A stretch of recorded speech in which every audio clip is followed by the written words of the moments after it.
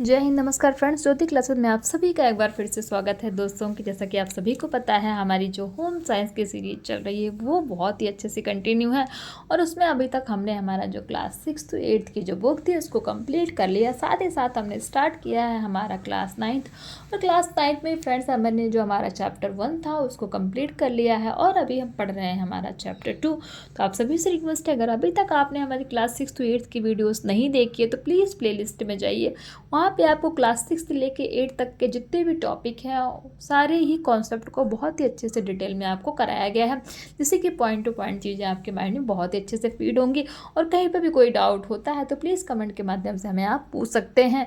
और हाँ, जो हमारा ये सीरीज करने का जो हमने ये सीरीज स्टार्ट की है इसका एक ही पर्पज़ है कि एक बार आप अपना होम साइंस का सिलेबस को अच्छे से कंप्लीट कर लें, फिर कहीं पे भी किसी भी स्टेट में कोई भी एग्ज़ाम गृह विज्ञान से रिलेटेड निकलता है तो आप किसी भी एग्ज़ाम को क्लियर करने के लिए अपने आप को प्रिपेयर्ड पाएँ। तो प्लीज़ फ्रेंड्स बने रहिए हमारे साथ।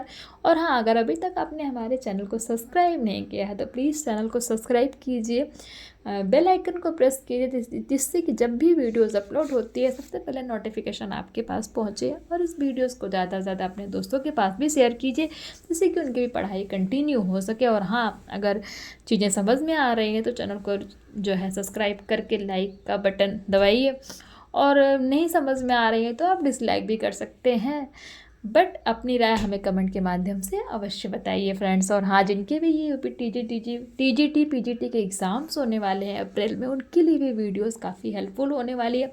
तो प्लीज़ अगर आप भी जो है यूपी टीजीटी पीजीटी की तैयारी कर रहे हैं तो प्लीज़ रिवीज़न आप हमारे वीडियोस के माध्यम से अवश्य कर सकते हैं, जो कि रिवीजन में आपको काफ़ी हेल्पफुल होने वाली है। और आपके कोई दोस्त हैं तो उनके पास भी आप इस वीडियोस को अवश्य प्रोवाइड कराइए, जिससे कि उनका भी रिवीजन अच्छे से हो सके। तो बेस्ट ऑफ लक आप सभी के एग्ज़ाम के लिए, जिनका एग्ज़ाम सभी हमारा अप्रैल में होने वाला। चलिए फ्रेंड्स, बातें बहुत हो गई, शुरू करते हैं आज की क्लास। आज की क्लास में हम करने वाले हैं चैप्टर 2 का गृह व्यवस्था के मुख्य सिद्धांत। इसके पहले हमने क्या पढ़ा था चैप्टर 2 में, फटाफट एक बार उसका क्विक रिवीजन कर लेते हैं, because friends you know that ना revision is the most important part of our study. तो प्रीवियस क्लास में हमने स्टार्ट किया था गृह व्यवस्था, और उसमें हमने देखा था क्या गृह व्यवस्था का अर्थ पढ़ा था, गृह व्यवस्था की कुछ परिभाषाएं देखी थी, और फिर साथ ही साथ हमने देखा था गृह व्यवस्था की प्रक्रिया। तो इन सभी को हमने देखा था, पढ़ा था और समझा था। और फिर हमने देखे थे कुछ इसके चेक पॉइंट, जो कि आपको एज अ जो होमवर्क के रूप में मैंने आपको दिया था। तो ये था फ्रेंड्स हमारा प्रीवियस क्लास, जिसमें हमने एक टॉपिक कवर किया था। चलिए स्टार्ट करते हैं हमारा आज का जो टॉपिक है। जैसे कि मैंने आपको पहले ही बताया, आज हम पढ़ने वाले हैं गृह व्यवस्था के मुख्य सिद्धांत। देखते हैं। उत्तम एवं सुचारू गृह व्यवस्था पर घर परिवार की सुख समृद्धि निर्भर करती है। यह जटिल और बहुपक्षीय होने के साथ साथ काफ़ी व्यापक है। गृह व्यवस्था के लिए कुछ सिद्धांतों का निर्धारण किया जाना आवश्यक है, जिससे परिवार के सदस्य लाभान्वित हों और पारिवारिक जीवन सुविधाओं से परिपूर्ण रहे। गृह व्यवस्था के कुछ महत्वपूर्ण सिद्धांत निम्नलिखित है। नंबर 1, कार्य व्यवस्था संबंधी सिद्धांत, यानी किसी भी कार्य को कैसे करना है उससे संबंधित आपको कैसे सिद्धांत बनाने चाहिए वो हम देखते हैं। इस सिद्धांत के अनुसार घर परिवार में सभी सदस्यों को उनकी एकता एवं क्षमता अनुसार कार्य एवं दायित्व सौंपे जाने चाहिए, यानी कि घर में जितने भी सदस्य हैं जो जिस काम को कर सकता है उसको वो काम दिए जाने चाहिए, ताकि कार्य करने में रुचि रहे तथा आसानी से कार्य समाप्त किया जा सके। अब ऐसा थोड़ी कि घर में एक ही 4-5 लोग हैं और काम करने वाला बस एक ही है, तो उसमें जो है काम भी टाइम पे नहीं होगा, और एक ही इंसान अगर सारे काम को करेगा तो उसकी रुचि भी नहीं रहेगी और वो थक भी जल्दी जाएगा। तो इसीलिए घर में जितने भी सदस्य हैं और जो जिस योग्य हैं उन सभी को उनकी योग्यता के अनुसार कार्य सौंपे जाने चाहिए। यही कहता है हमारा गृह व्यवस्था का सिद्धांत। तो हम कहाँ पे थे, आसानी से कार्य समाप्त किया जा सके। पारिवारिक कार्यों के क्रम का निर्धारण आवश्यकताओं की प्राथमिकता के आधार पर किया जाना चाहिए था। ऐसी आवश्यकताएं जो पारिवारिक सदस्यों की आवश्यकता से संबंधित है उनका क्रियान्वयन पहले किया जाना चाहिए, इसके बाद ही आरामदायक एवं विलासिता संबंधित कार्यों को करना चाहिए। गृह कार्यों को भली भांति पूरा करने के लिए उनका उचित वर्गीकरण कर लेना चाहिए। वह कार्य के महत्व प्रकृति के आधार पर दैनिक, साप्ताहिक, मासिक तथा वार्षिक कार्यों में बांटकर करने से गृह व्यवस्था अपने उद्देश्य को पूरा करने में सफल होती है। तो हमने पढ़ा था ना हमारे प्रीवियस क्लास में कि दैनिक कार्य कौन कौन से होते हैं, साप्ताहिक कार्य कौन से होते हैं, मासिक और वार्षिक कार्यों के बारे में हमने पढ़ा था।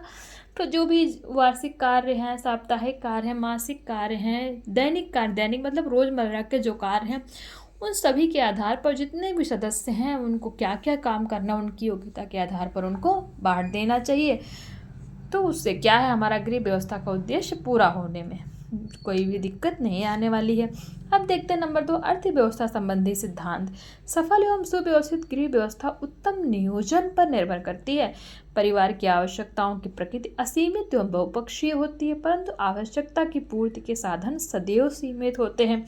यानी कि जो अर्थव्यवस्था संबंधी सिद्धांत है उसमें हमारी बहुत सारी आवश्यकताएं होती हैं, बहुत कुछ होता है, परंतु जो हमारा साधन है आवश्यकता का वो सीमित होता है। इस स्थिति में सैद्धांतिक और व्यवहारिक रूप से समझना आवश्यक हो जाता है कि पारिवारिक व्यय की सीमा आय की सीमा के अंदर तथा आवश्यकताओं की पूर्ति उनकी अनिवार्यता के क्रम में हो सके। हमने पढ़ा ना आय व्यय, आय में जो आप जितना आप कमाते हैं, जो आप की जो है पेमेंट है, और व्यय मतलब जितना आप खर्च करते हैं, जो आप स्पेंड करते हैं, उनके अंदर में ही हो, तो अनिवार्यता के क्रम में हो सके। इस प्रकार के परिणाम के लिए बजट की संकल्पना महत्वपूर्ण है। बजट में परिवार के मासिक व वार्षिक आय का हिसाब लगाकर विभिन्न आवश्यकताओं की सूची बनानी चाहिए। आवश्यकताओं की पूर्ति के पश्चात बचत करना भी आवश्यक है। यानी कि जो आप खर्च कर रहे हैं, सपोज़ आप मान लीजिए कि आपको एक महीने के अंदर आपके बहुत सारे काम होते हैं ना, आपकी पेमेंट है 40,000 रुपीज़, जो अभी हमने पहले पढ़ा था, जिसमें क्या बोलते हैं, आपको मैंने पढ़ाया था ना प्रीवियस क्लास में कि हम जो है 40,000 का हमने आपको एग्जांपल दिया था, उसी एग्जांपल को हम रिपीट करते हैं।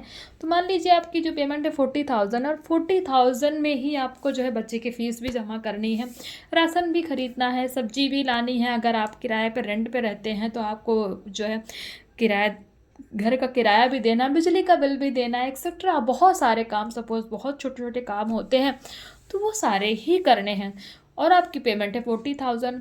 तो उसके लिए आप कैसे करेंगे? ऐसा थोड़ी है कि आपने बस 40,000 आपकी पेमेंट आई और उसी पेमेंट में आपने जब चाहा जितना चाहा आप खर्च करते गए, और लास्ट में जो आपका इंपॉर्टेंट कार्य से बच्चे की फ़ीस जमा करनी है वो रह गया, मकान का किराया देना है वो बैलेंस रह गया, आपने उजुल फुजुल की चीज़ों पे पैसा खर्च कर दिया। तो उससे क्या होगा, आपका जो है बजट का जो संतुलन है वो डगमगा जाएगा, यानी कि संतुलित नहीं रहेगा।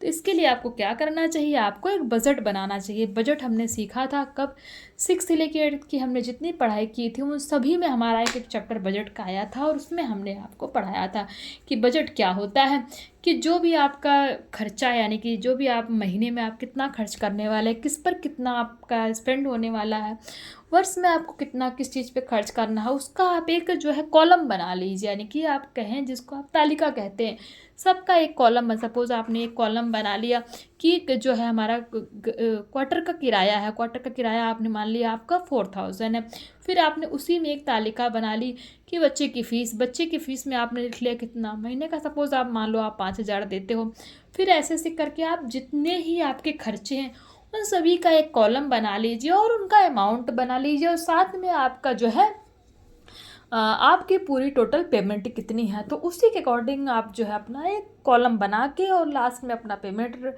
का रख लीजिए, और उसी के अकॉर्डिंग आप अपना बजट बना लीजिए। बजट बनाने से ये फ़ायदा होता है फ्रेंड्स कि आप जो है जो आपकी इम्पोर्टेंट खर्चे होते हैं आप सबसे पहले उन पे व्यय करते हैं, उससे आपका जो है आपका बजट जो है डगमगाता नहीं है। आप जितनी पेमेंट पाते हैं उसमें आप अपना जो है इम्पोर्टेंट काम कर सकते हैं।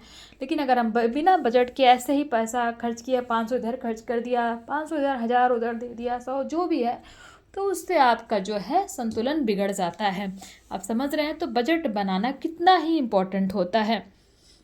और बजट बनाने के साथ साथ हमें ये भी ध्यान रखना चाहिए कि हमें भले ही 100 रुपये, भले ही 10 रुपये, हमें उसमें ये नहीं कि 40 के 40,000 पूरी खर्ची कर देने हैं, कुछ ना कुछ उसमें बचाना भी है। इसी को हम क्या कहते हैं, मितव्ययिता हम कहते हैं। हमने ये भी पढ़ा था, मितव्ययिता का गुण एक गृहिणी के अंदर होना चाहिए।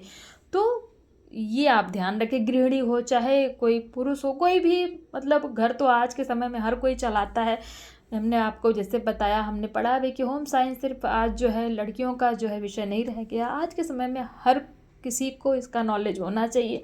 तो आप याद रखिए कि आपके अंदर, चाहे आप एक महिला हो या एक पुरुष हो, आपके अंदर एक मितव्ययिता का गुण होना चाहिए। मितव्ययिता यानी कि जो आपने जितनी पेमेंट पाई और आपके जितने खर्चे हैं, उन सभी खर्चों को बैलेंस करके आपको चलना है और उन सभी को अच्छे से आपको जो है पेमेंट जहाँ जितनी करनी है उनको करना है। और आपने 40,000 की सपोज पेमेंट पाई, तो 40,000 भले ही आप 10 रुपये बचा रहे हैं, लेकिन आप कुछ ना कुछ बचा रहे हैं, ये भी आपको पता होना चाहिए। इसी को हम कहते हैं मितव्ययिता। तो मितव्ययिता का गुण चाहे एक महिला हो या पुरुष, सबके अंदर होना चाहिए।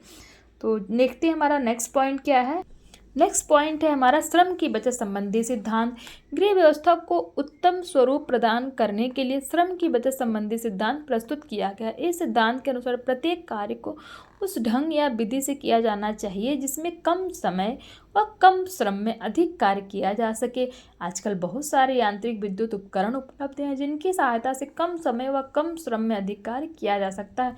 इसके लिए गृहिणी को उन यंत्रों के उपयोग व रख रखाव की सही जानकारी होना आवश्यक है। नंबर 4 में देखते हैं अवकाश तथा मनोरंजन संबंधी सिद्धांत। गृह व्यवस्था इस प्रकार से हो जिसमें परिवार के सदस्यों और गृहिणी को समुचित अवकाश तथा मनोरंजन के लिए समय उपलब्ध हो।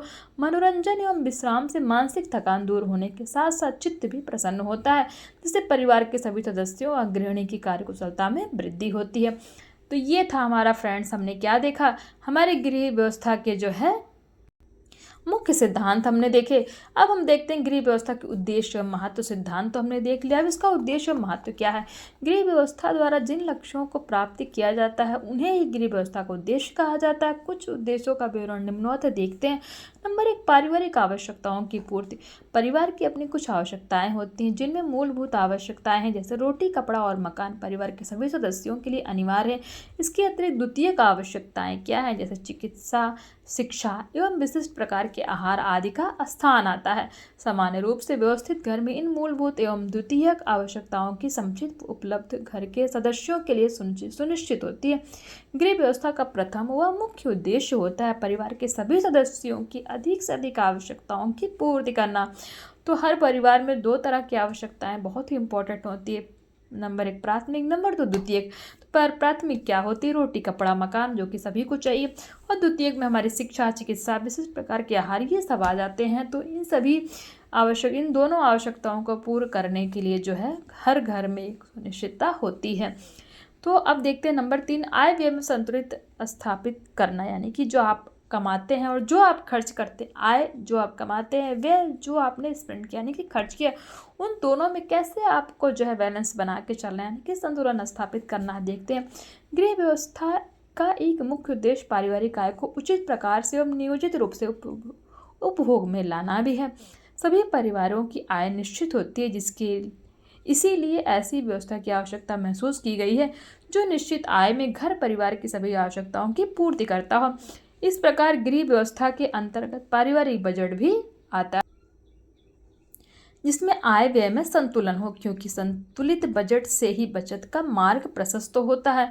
पारिवारिक बजट में बचत के प्रावधान अवश्य किए जाने चाहिए ताकि आकस्मिक घटनाओं व विशेष अवसरों के लिए धन बचाया जा सके। नंबर 3, उत्तम पारिवारिक वातावरण। भौतिक आवश्यकताओं की पूर्ति के अतिरिक्त पारिवारिक वातावरण के सौहार्दपूर्ण बनाना गृह व्यवस्था का एक महत्वपूर्ण उद्देश्य है। आपसी संबंध, अनुशासन एवं पारिवारिक मूल्यों को स्थापित करना भी गृह व्यवस्था का मुख्य उद्देश्य है। भारतीय समाज में पारिवारिक मूल्यों एवं वातावरण आदि को उत्तम रूप प्रदान करने में गृहिणी की भूमिका अहम होती है। उसके विभिन्न कार्यों से परिवार में सौहार्दपूर्ण वातावरण बना रहता है तथा परिवार में खुशियों का संचार होता रहता है। अब देखते हैं नंबर 4 में है हमारा परिवार में नैतिक विकास। बच्चों, किशोरों एवं परिवार के सदस्यों के नैतिक विकास में गृह व्यवस्था अहम भूमिका रखती है। पारिवारिक नैतिक मूल्यों के अभाव वाले घर परिवार को गृह व्यवस्था आदि के दृष्टिकोण से उत्तम नहीं माना जाता है। नैतिक विकास में माता पिता की भूमिका बहुत ही महत्वपूर्ण होती है, क्योंकि बच्चे अपने माता पिता को आदर्श मानकर आचरण करते हैं, यानी कि उन्हीं के अनुसार चलते हैं। इसलिए आवश्यक है कि वे स्वयं परिवार के सहज नैतिक मूल्यों का विशेष ध्यान रखें, जिससे बच्चों का उचित नैतिक विकास बाधित ना हो। नंबर 5 में देखते हैं उत्तम पारिवारिक स्तर को बनाए रखना। परिवार के रहन सहन का स्तर उचित उपलब्ध साधनों पर आधारित होता है। गृह व्यवस्था का यह प्रमुख उद्देश्य होता है कि परिवार सभी प्रकार से एक उन्नत स्तर पर रहे, जो कि पारिवारिक सदस्यों के लिए लाभकारी होता है। इसमें रहन सहन के साथ साथ धार्मिक, सामाजिक एवं सांस्कृतिक मूल्यों का भी विशेष महत्व होता है। इस प्रकार कहा जा सकता है कि गृह व्यवस्था का उद्देश्य गृहस्थ जीवन को सुख एवं समृद्धि से परिपूर्ण करना है, जिसमें नैतिकता, धर्म आदि समान महत्व रखते हैं। तो आई होप ये आपको समझ में आया होगा। उत्तम पारिवारिक स्तर को बनाए रखना, जिसमें हमने पढ़ा गृह व्यवस्था के उद्देश्य और महत्व, और इसमें हमने देखा पारिवारिक आवश्यकताओं की पूर्ति, आय व्यय में संतुलन स्थापित करना। नंबर 3 में हमने देखा उत्तम पारिवारिक वातावरण, और नंबर 4 में हमने देखा परिवार में नैतिक विकास। नंबर 5 हमारा जो लास्ट है उसमें हमने देखा उत्तम पारिवारिक स्तर को बनाए रखना। तो ये हमने सभी पढ़ा। आई होप आपको ये समझ में आया होगा। और इसी से रिलेटेड आपको देखिए कुछ क्वेश्चन दे दिए गए हैं जो हमने ये पढ़ा, गृह व्यवस्था का उद्देश्य और महत्व। ये क्वेश्चन उसी से रिलेटेड है। आप चाहें तो इनका स्क्रीनशॉट ले करके इनको सॉल्व कर सकते हैं। मैं इनको पढ़ूंगी नहीं क्योंकि टाइम बहुत वेस्ट होगा फ्रेंड्स। देख लेते फटाफट एक हमारा जो एक टॉपिक और है, गृह व्यवस्था के साधन, क्योंकि हमें थोड़ा इसको वीडियोस को बड़ी करनी पड़ेगी, तभी ये आपका जो चैप्टर फटाफट कंप्लीट होगा फ्रेंड्स, क्योंकि थोड़ा सा ये बिग चैप्टर्स हैं जो हम 9th क्लास में पढ़ रहे हैं। तो देखते हैं गृह व्यवस्था के साधन। पारिवारिक साधनों का उचित एवं अनुकूलतम उपयोग उत्तम गृह प्रबंधन एवं व्यवस्था के लिए अनिवार्य है। उत्तम गृह व्यवस्था व इसके कुशलतापूर्वक संचालन के लिए जिन साधनों की आवश्यकता होती है वे निम्नलिखित है। कौन कौन से साधन है देखते हैं। नंबर 1 मानवीय साधन। इस साधन में परिवार के सदस्यों की योग्यताएं, कुशलताएं, आवृत्तियां, ज्ञान तथा शक्ति आदि को सम्मिलित किया जाता है। मानवीय साधनों का विवरण निम्नवत है। नंबर 1 मानवीय व्यवहार। इसमें सभी प्रकृति प्रदत्त व प्रयास से प्राप्त योग्यताएं, कुशलताएं आदि का अध्ययन किया जाता है। जैसे शारीरिक रूप से बलिष्ठ होना एक प्रकृति प्रदत्त योग्यता है, जबकि गृहिणी का साक्षर होना एक अर्जित योग्यता है। नंबर 2 में देखते हैं सदस्यों की रुचियों। प्रत्येक सदस्य की भिन्न भिन्न रुचियां होती हैं, जैसे कि कुछ सदस्यों की रुचि गृह प्रबंधन एवं व्यवस्था के लिए अधिक अनुकूल होती है। नंबर 3 में देखते हैं सैद्धांतिक ज्ञान। गृह प्रबंधन एवं व्यवस्था के लिए परिवार के सदस्यों का सैद्धांतिक ज्ञान एक आवश्यक तत्व होता है, जो कि एक प्रमुख मानवीय साधन भी है। परिवार के लोगों का सैद्धांतिक ज्ञान घर परिवार के उत्तम नियोजन में लाभदायक होता है। नंबर 4 में देखते हैं कार्य करने की शक्ति। सैद्धांतिक ज्ञान के अतिरिक्त परिवार के सदस्यों की कार्य करने की शक्ति भी एक महत्वपूर्ण मानवीय साधन है। वास्तव में उचित गृह व्यवस्था के लिए विभिन्न कार्यों को व्यवहारिक रूप में ही संपादित करना पड़ता है। तो ये थे हमारे मानवीय साधन, जिसमें हमने देखा मानवीय व्यवहार, सदस्यों की रुचियाँ, नेक्स्ट हमने देखा सैद्धांतिक ज्ञान, फिर हमने देखा कार्य करने की शक्ति। ये जितने भी पॉइंट्स हैं ये मानवीय साधन के अंतर्गत आते हैं। अब नंबर 2 में हमारा है अमानवीय भौतिक साधन। तो अमानवीय भौतिक साधन में हम देखते हैं फ्रेंड्स वे साधन जिनका संबंध गृह प्रबंधन के अंतर्गत आने वाली परिस्थितियों, सुविधाओं से होता है, न कि परिवार के सदस्यों से। भौतिक या अमानवीय साधन कहलाते हैं। इस वर्ग में मुख्यतः समय, धन, वस्तुएं एवं संपत्ति तथा सार्वजनिक सुविधाओं को सम्मिलित किया जाता है। इनका संक्षिप्त वर्णन निम्नलिखित है। नंबर 1 है समय। यह गृह प्रबंधन एवं व्यवस्था के दृष्टिकोण से अति महत्वपूर्ण एवं सीमित भौतिक साधन है। समय को नियोजित करके या सदुपयोग करके गृह प्रबंधन को उत्तम बनाया जा सकता है। नंबर 2 है धन।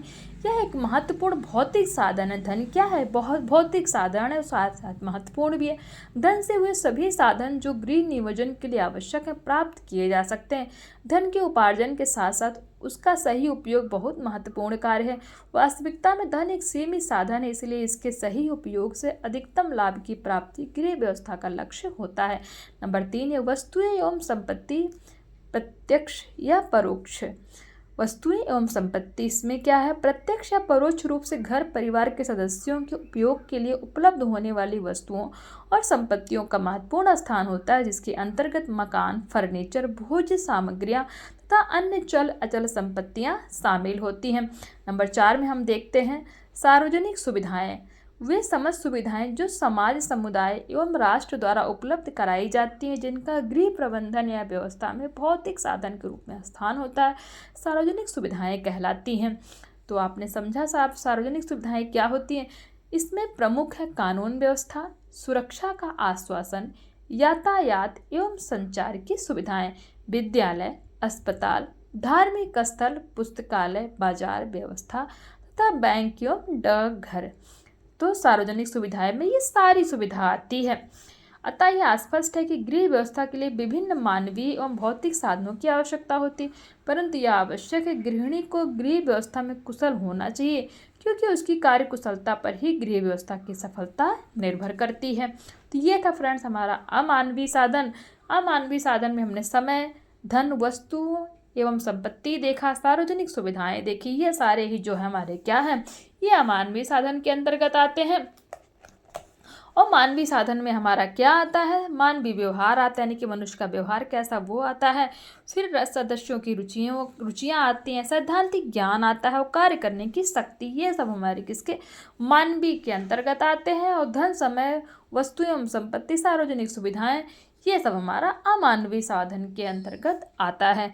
तो आई होप आपका मानवीय और अमानवीय क्लियर हो गया होगा। अब देखते हैं हमारे गृह व्यवस्था के मुख्य तत्व या कारक। तो गृह व्यवस्था के मुख्य प्रमुख तत्वों का सामान्य परिचय निम्न प्रकार है। नंबर 1, सुविधाजनक घर। घर का निर्माण करते समय अथवा किराए पर घर लेते समय यह ध्यान रखना चाहिए कि घर की संरचना ऐसी हो कि कम समय और कम श्रम में सभी कार्य कुशलतापूर्वक संपादित हो जाए, यानी कि हो जाए। उदाहरण, डाइनिंग रूम हमेशा रसोई घर के निकट हो, स्टोर रूम और रसोई घर निकट हो, शौचालय और स्नानागार निकट हो इत्यादि, जिससे समय और श्रम की बचत होती है। तो आपने इसमें ध्यान दीजिएगा, स्टोर रूम और रसोई घर, यानी कि जो स्टोर रूम हो वो रसोई घर से सटा हुआ होना चाहिए। शौचालय और स्नानागार, यानी कि जो आपका टॉयलेट और बाथरूम है, ये दोनों एक दूसरे से कनेक्ट होने चाहिए। तो ये सभी जो है हमारे, जिससे समय और श्रम की बचत होती है। यानी कि जैसे आप बाथरूम में गए, ब्रश किया है, आप जाके फिर आपको वॉशरूम जाना है तो आप चले गए हैं। आपको जैसे रसोई घर यानी कि किचन है, किचन में आप खाना बनाते हो और स्टोर रूम में आप जो अपना राशन वगैरह सब कुछ रखें, तो आपको कोई भी सामान लेना हो तो फटाफट आप स्टोर रूम जाएं। अगर स्टोर रूम जो है आपके किचन से दूर होगा तो आपका उससे श्रम, एनर्जी भी खर्च होगी, श्रम भी लगेगा और आपका समय भी खर्च होगा। तो इन चीज़ों का हमें ध्यान रखना चाहिए। इसी को हम कहते हैं सुविधाजनक घर, इसी को कहा जा सकता है। तो गृह संबंधी इस विशेषता या तत्व को परस्परानुकूलता, यानी कि परस्परानुकूलता कहा जाता है। आवासीय भवन में इस प्रकार की विशेषताएं पाए जाने से गृह व्यवस्था सरलता से लागू होती है। नंबर 2, स्वच्छता। परिवार के सभी लक्ष्यों में एक लक्ष्य रहस्यों को स्वस्थ रखना भी शामिल है, यानी कि परिवार के सभी लक्ष्यों में एक लक्ष्य सदस्यों को स्वस्थ, यानी कि जो घर के सदस्य हैं उनको स्वस्थ रखना भी शामिल है, वो भी एक लक्ष्य होना चाहिए। और यह तभी संभव हो पाएगा जब घर में सफाई की सुविधा उचित रूप से उपस्थित होगी। आकर्षक एवं व्यवस्थित घर के लिए सफाई एक आवश्यक कारक है। यदि घर में सफाई का अभाव हो तो कई तरह के हानिकारक बैक्टीरिया जन्म लेते हैं, जो विभिन्न प्रकार की बीमारियां आदि उत्पन्न करते हैं। जिस प्रकार एक स्वस्थ मनुष्य में स्वस्थ मन और मस्तिष्क पाया जाता है, उसी प्रकार एक स्वच्छ घर में ही स्वस्थ परिवार पाया जाता है। नंबर 3 में देखते हैं जल, वायु और प्रकाश की उचित व्यवस्था। शुद्ध वायु और शुद्ध जल एवं प्रकाश की अच्छी उपलब्धता घर के आवश्यक तत्व हैं। जिन घर में सूर्य की किरणें नहीं पहुंचती, वहाँ सीलन की समस्या होती है। साथ ही साथ अनेक प्रकार के कीटाणुओं का विकास भी होता है, जो मानवीय स्वास्थ्य के लिए हानिकारक होता है। अध्ययन कक्ष में प्रकाश की अच्छी उपलब्धता एवं स्नानागार, शौचालय और रसोई घर में पानी की पर्याप्त उपलब्धता हो। यदि घर में इस प्रकार के समस्त कारक ठीक हैं तो वह गृह उत्तम श्रेणी का होता है, यानी कि वो घर जो होता है वो उत्तम श्रेणी का होता है। नंबर 4, खाद्य सामग्री की व्यवस्था। उचित और संतुलित भोजन की उपलब्धता परिवार के सदस्यों की प्राथमिक आवश्यकताओं में से एक है। इसके साथ ही अल्पाहार तथा अतिथि सत्कार आदि के लिए भी भोजन की पर्याप्त सामग्री की उपलब्धता अनिवार्य है। अतिथि सत्कार में त्रुटियां हमेशा गृहिणियों की अकुशलता व आवश्यकता को दर्शाती हैं। भोजन के साथ स्वच्छता एवं शुद्धता का अपना अलग महत्व होता है। खाद्य पदार्थों को संरक्षित करना चाहिए, साथ ही इनको अपव्यय से बचाना भी चाहिए।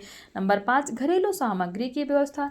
इसमें मुख्यतः दैनिक प्रयोग की वस्तुएं जैसे बर्तन, वस्त्र, पुस्तकें, बिस्तर, फर्नीचर आदि को शामिल किया जाता है। आधुनिक परिवार में फ्रिज, पंखे, कूलर, सिलाई मशीन, वॉशिंग मशीन, टेलीविजन इत्यादि का भी प्रयोग होता है। इन सबको सुविधाजनक स्थान पर रखना आवश्यक है। साथ ही गृहिणियों से अपेक्षित है कि यानी कि उनसे अपेक्षा की जाती है कि वे इन उपकरणों के उपयोग की विधि जाने, जिससे कम समय में अधिक कार्य हो सके और इन उपकरणों का उचित रखरखाव भी हो सके। तो ये फ्रेंड्स हमने कंप्लीट किया क्या, गृह व्यवस्था के साधन। तो आई होप ये आपको कंप्लीट हो गया होगा। गृह व्यवस्था के साधन, गृह व्यवस्था के प्रमुख तत्व या कारक, ये हमने कंप्लीट किया। और इसी से रिलेटेड आप देख सकते हैं जो हमने गृह व्यवस्था के प्रमुख तत्व या कारक पढ़े, उससे रिलेटेड आपको क्वेश्चन दिए गए हैं कि गृह व्यवस्था के कितने साधन हैं, भौतिक साधनों में मुख्यतः किन सुविधाओं को शामिल किया जाता, उत्तम गृह व्यवस्था में सुविधाजनक घर का क्या महत्व है, और घर परिवार में सफाई क्यों आवश्यक है, जो कि हमने अभी पढ़ा। आई होप ये जो हमने पढ़े ये पॉइंट्स आपको समझ में आए होंगे। और इन्हीं के साथ फ्रेंड्स मैं आज की क्लास को स्टॉप करती हूँ, क्योंकि वीडियोज़ हमारी बहुत बड़ी हो जाएगी। नेक्स्ट क्लास में हम करने वाले हैं आदर्श गृह व्यवस्था के लिए गृहिणी के गुण क्या होते हैं, जो कि हम नेक्स्ट क्लास के माध्यम से करेंगे। आई होप आपको ये जो हमने टॉपिक्स पढ़े हैं गृह व्यवस्था के साधन और गृह व्यवस्था के प्रमुख तत्व या कारक, ही आपको अच्छे से समझ में आए होंगे। अगर आपको जो है ये टॉपिक समझ में आ रहे हैं तो प्लीज़ अपनी राय हमें कमेंट के माध्यम से अवश्य बताइए। और हाँ, वीडियोज़ अच्छी लग रही है तो चैनल को सब्सक्राइब कीजिए और इस वीडियोज़ को ज़्यादा से ज़्यादा अपने फ्रेंड के साथ शेयर कीजिए। चलिए फ्रेंड्स, मिलते हैं नेक्स्ट क्लास में। तब तक के लिए जय हिंद, नमस्कार। हंसते रहिए, मुस्कुराते रहिए, एक दूसरे की हेल्प करते रहिए।